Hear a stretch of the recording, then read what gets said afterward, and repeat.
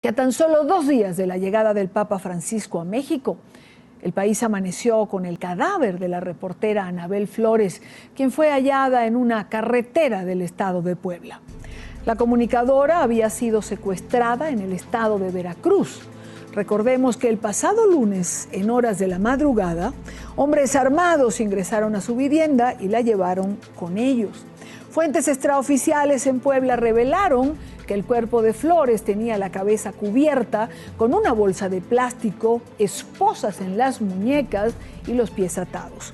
Anabel Flores era madre de 2 menores de edad.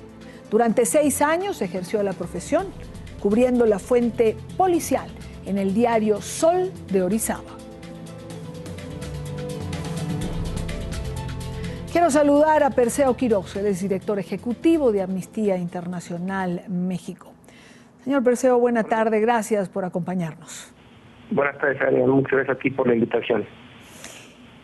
De seguir como vamos, ¿México corre el riesgo de quedarse sin profesionales de la comunicación?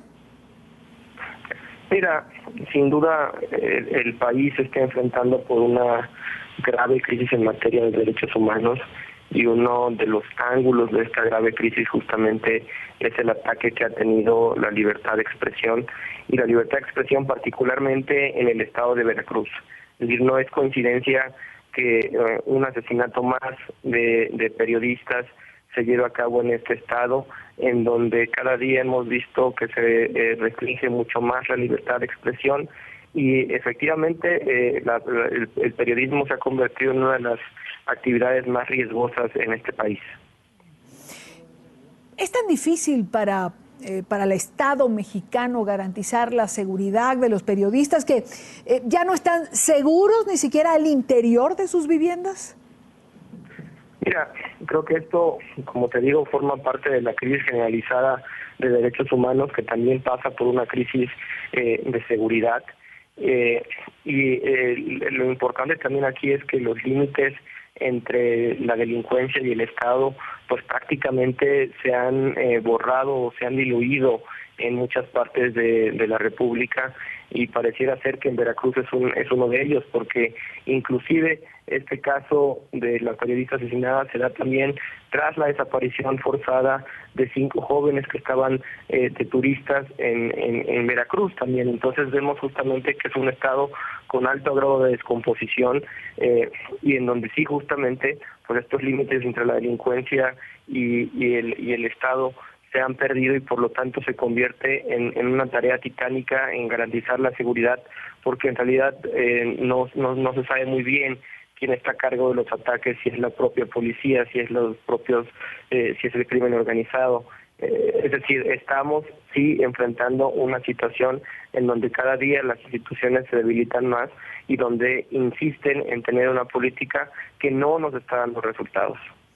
Ahora, es decir, creo que es una aseveración absolutamente grave, que no es que sea un descubrimiento, pero llegar a esta frase de que se ha perdido el límite entre la delincuencia y el Estado, es decir, cómo se recuperan las instituciones, cómo el gobierno central ejerce su acción de gobierno cuando este límite se ha perdido.